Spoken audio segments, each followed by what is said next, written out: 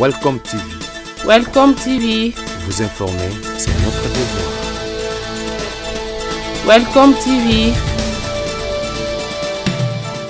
Très heureux, chers téléspectateurs de Welcome Télévision. Je suis ravi encore de vous revoir à travers votre numéro de l'émission Congo Avenir.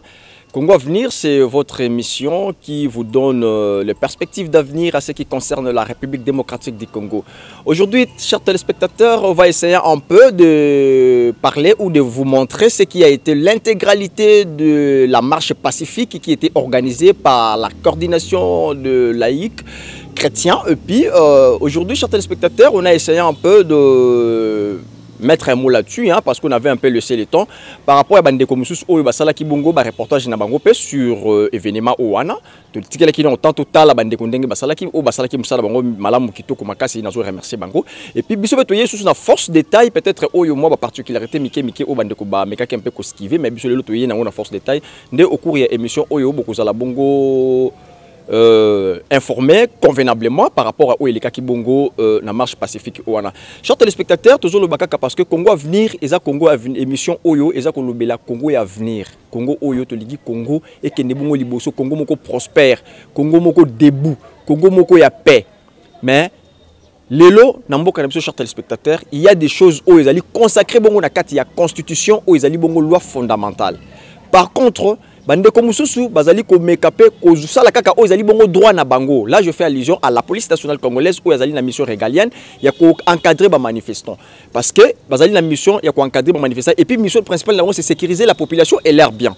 Mais toujours constater kaka moi ba dérapage Miki za ko salama mais du côté à la police bandeko ba se justifier non tozali wana pona quoi kozong ça l'ordre public ou rétablir l'ordre public o ezaki bongo perturbé par ba manifestants nangambo ba manifestants puis ba non biso ezali droit moko constitutionnel ya ko marcher ya ko revendiquer na makambo ezali ko tamulate short respecter mais total là ensemble na bino to ko meka pe ko décortiquer to ko meka pe ko analyser et puis to ko pe sa point de vue mutom to ko pe sa point de vue na nesika o ya zwami.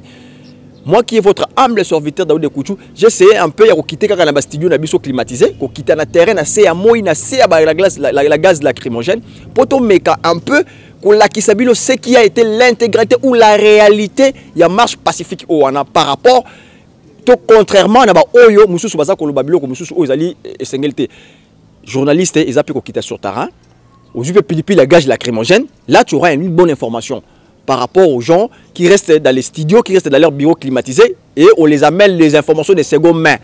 Et puis, il y a un commentaire de l'eau où il y a la maîtrise.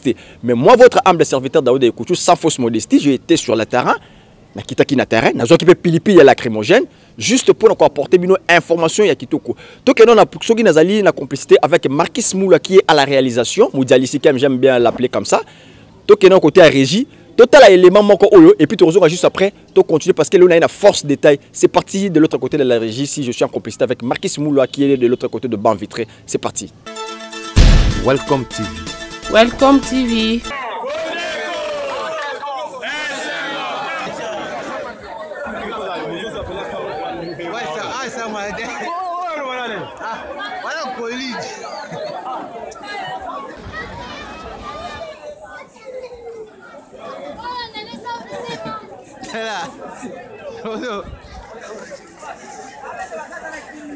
Joe is in Singapore.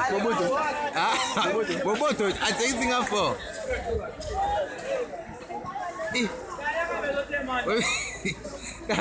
Now let's go somewhere esprit. Somewhere son esprit. Esprit.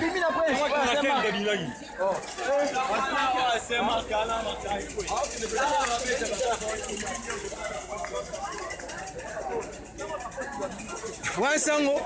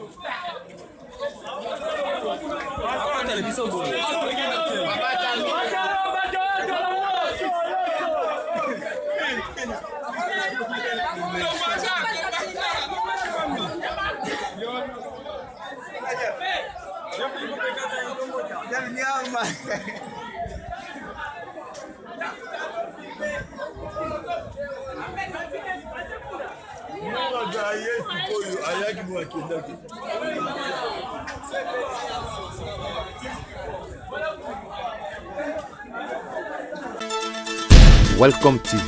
Welcome TV. Merci, retour sur ce plateau, chers téléspectateurs. Nakanisi Tomoni, comment est-ce que la population azalaki bongo mobilisée par rapport à la marche où il y a le 21, ndenge population azalaki bongo déterminée à kotambola pour na ko revendiquer où ezali bongo ba droit na ye. Contrairement na où il y a le 31, batou bazalaki vraiment intéressé makasité. Mais dans le 21, où il y a déjà comment est-ce que les gens, après avoir fini le messe, pour la base se rassembler, pour la base se Nanzela et Mounene, où ils allaient bongo itinéraire na bango, 10 places pour un objectif na bango.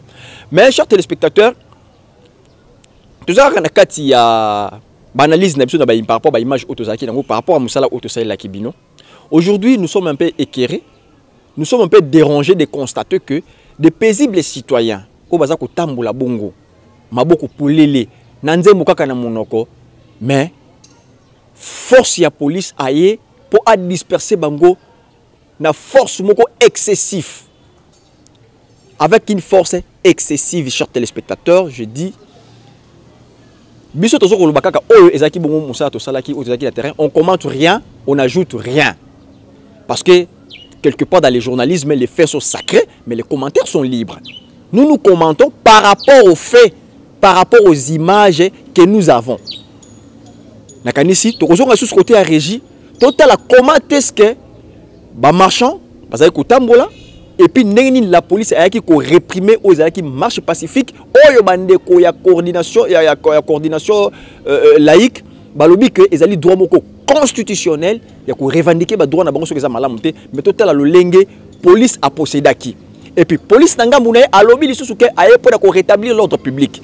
Mais quand même, il y a un professionnalisme, il y a la disproportion des forces, il faut la force à la proportionnelle.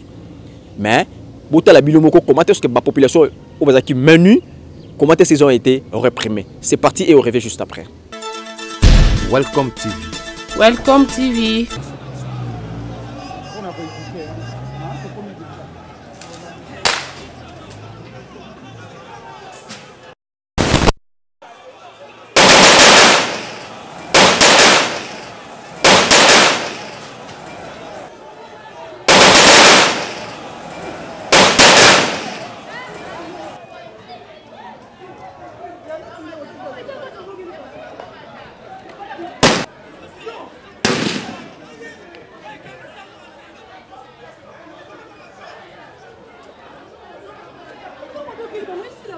Non, qui m'a été. Oh, tu vas nous donner.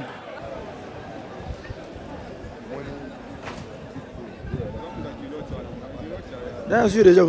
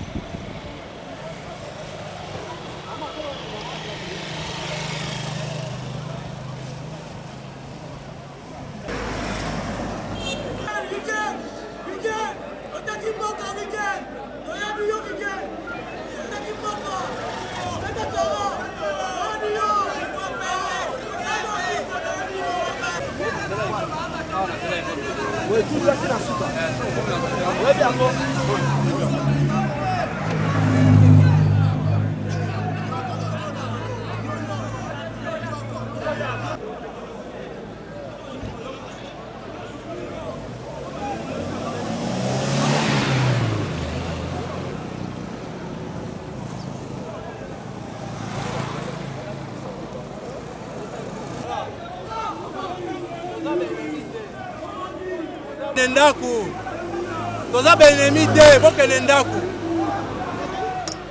boke nendaku. Mo Kristo finga kate, boke nendaku. Welcome TV. Welcome TV. Très chers téléspectateurs, merci de retour sur ce plateau. Je dis merci à Marquis Moulou, qui est mon réalisateur, qui fait bien son travail. Chers téléspectateurs, tu as constaté tout mon ibiso moko. Comment est-ce que Nangaïna Bilo te découvrir ce qui a été la répression sanglante de la part de la police nationale congolaise? Sincèrement, mes chers téléspectateurs, c'est inadmissible. Dans un pays des droits, dans un pays démocratique, on ne réprime pas de la sorte. Sincèrement, chers téléspectateurs, là je suis sidéré de constater Je suis vraiment, c'est de la mer à boire. Je suis très fâché, très énervé, très révoltant. Il y a comme une image en Dengwana. Une police qui est censée d'encadrer les manifestants. Une police qui est censée de protéger la population et leurs biens. Ces gens sont payés par l'argent des contribuables congolais, chers téléspectateurs. Mais réprimer, prendre encore les balles achetées par l'argent des contribuables congolais et retourner sur cette population, là je ne suis pas d'accord, chers téléspectateurs. Vraiment, essayez le Kouboukou, il y a ma Bemaka, si tout ça, Senga, enquête Salama, d'une de ces noms, et lumière est à la fête, souvent en armée, dans l'expression, il n'y a pas de mauvaises troupes, il n'y a que des mauvais chefs. Donc nous voudrions vraiment, là nous s'adressons, nous s'adresser directement la présidente de la République qui est le garant de la nation, l'artisan de la paix, qui a toujours prôné la paix, vraiment qu'il pèse de tout son poids pour que enquête Moro Kitoko Salama, de façon que les responsables répondent de leurs actes. Parce que c'est inadmissible. Mbongo oyo bafuta la police wana ezali mbongo ba contribuable congolais. Baba wana na ba minuke ba simbira ezali mbongo ba contribuable congolais. Alors comment fait-il que mbongo ba contribuable congolais babal est retourné contre Bango Moko? Non, une population menue. Je dis et je persiste parce que j'y étais sur place et tout le monde chers téléspectateurs. Comment est-ce que les policiers utilisent même des termes inappropriés? Parce que la population est censée protéger les salopards. Tout analyser nos mots malam, tout analyser nos chers téléspectateurs mots malam, salopard, population congolaise, salopard. Sans pitié pour les salopards, comme les enfants de Tcham.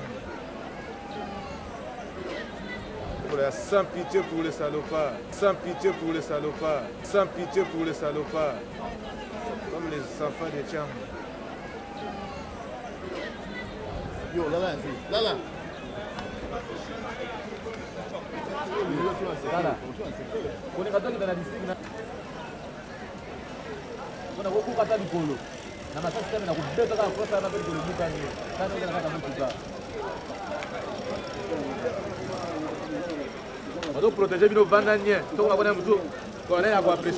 Est-ce que la population bazali peuple digne de ce nom ou bien bazaba salopard? Parce que notre réalisateur na mystique na azaki na kati ya jipoana.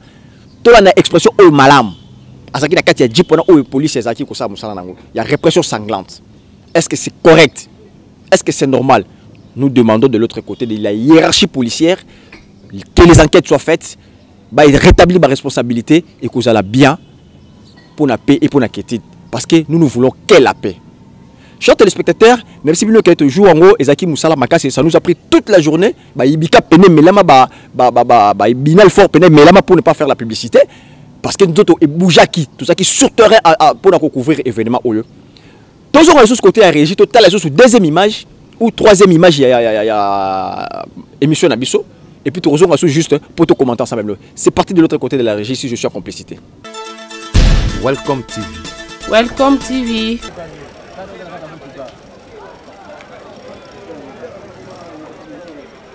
Protéger nos vandaniers, tout le monde connaît à apprécier pour la vie aussi cabine.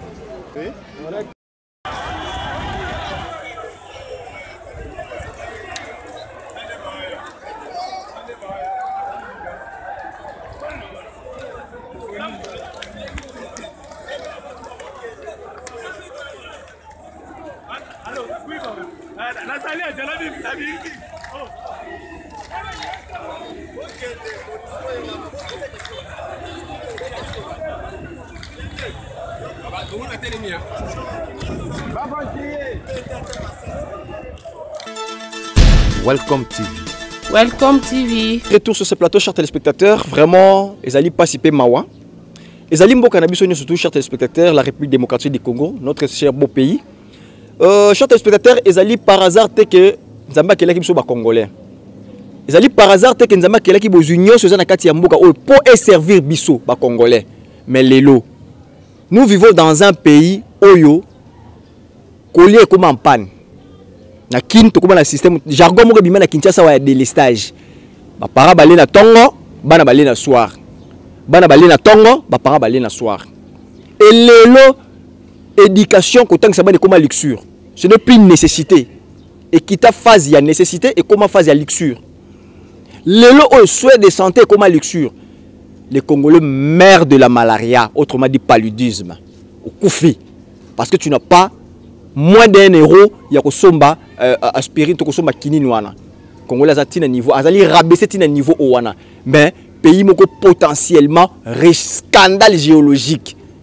Est-ce que l'élo, transport, casse-tête, électricité, n'en parlons pas. Tout ça la barrage moko hydroélectrique, il y a mon parmi les barrages hydroélectriques renommés. Mais biso mo courir comme un beau kilo. Et comme un beau kilo, pourquoi? Parce que bah qu'il n'y a pas beau kilo, pas maté, bah qu'il n'y a par hasard.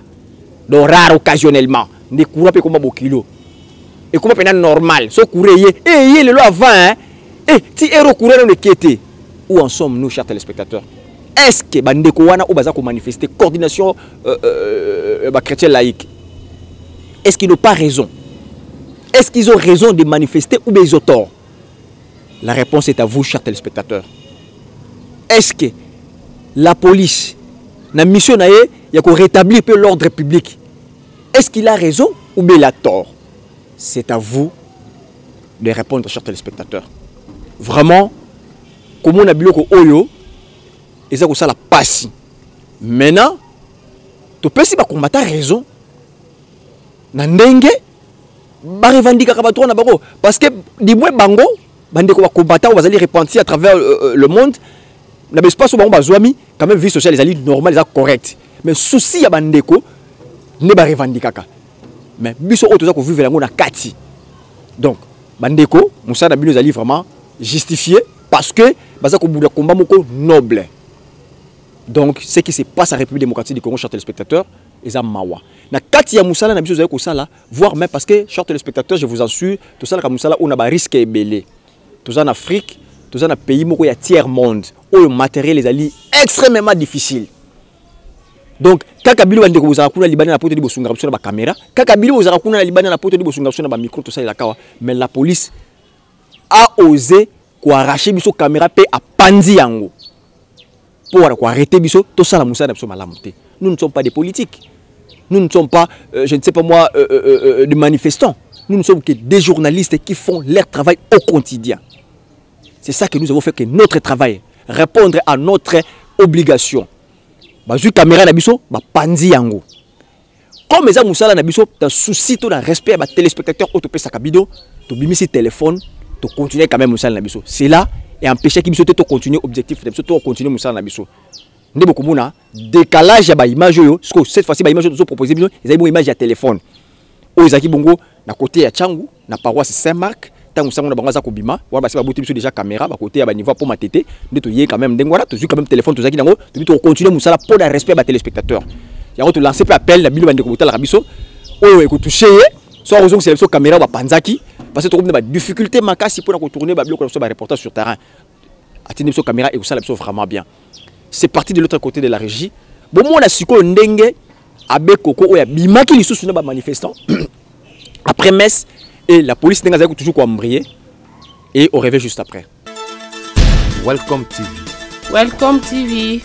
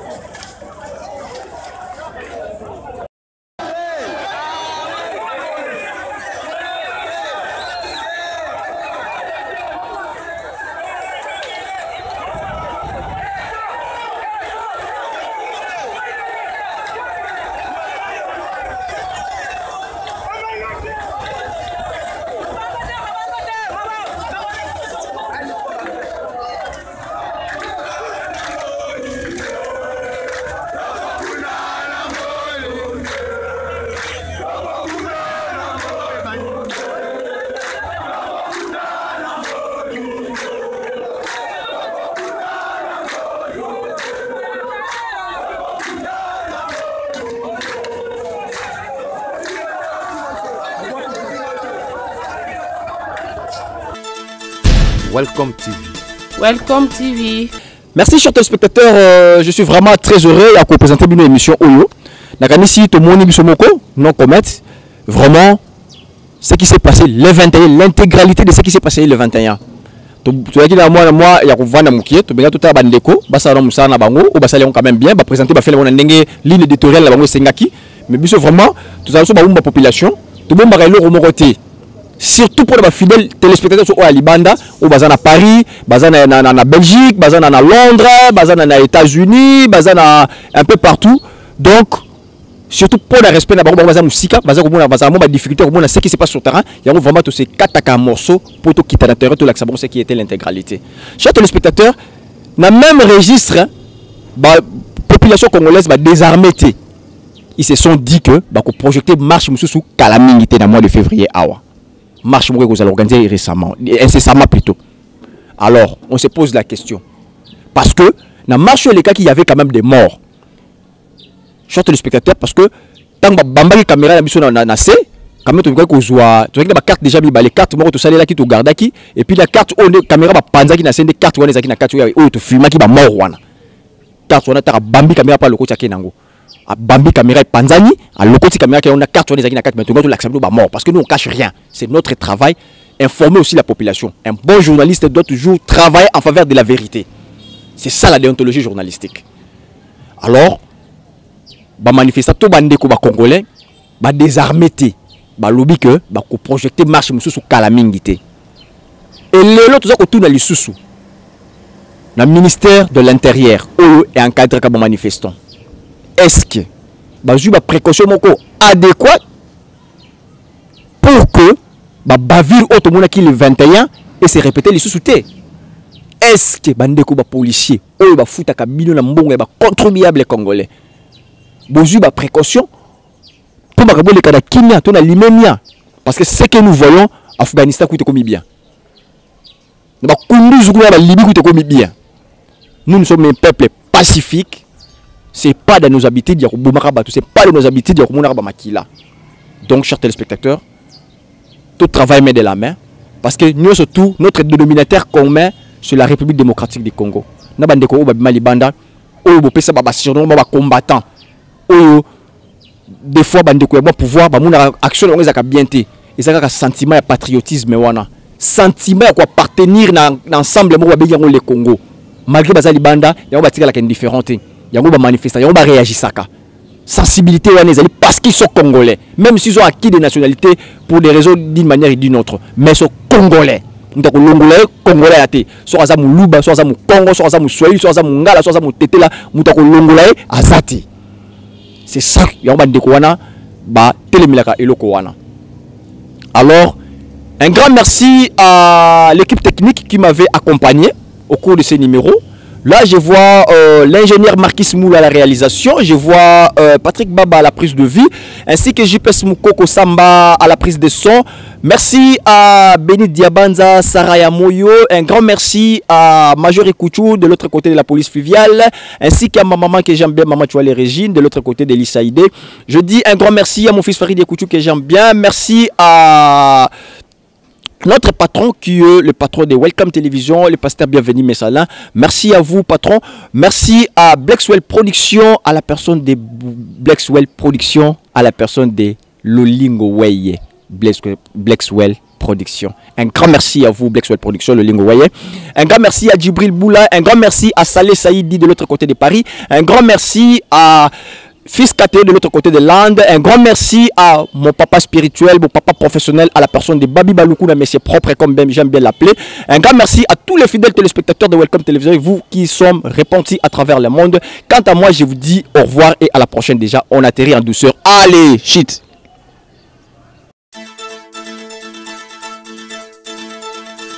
Welcome TV. Welcome TV. Vous informer, c'est notre devoir. Welcome TV.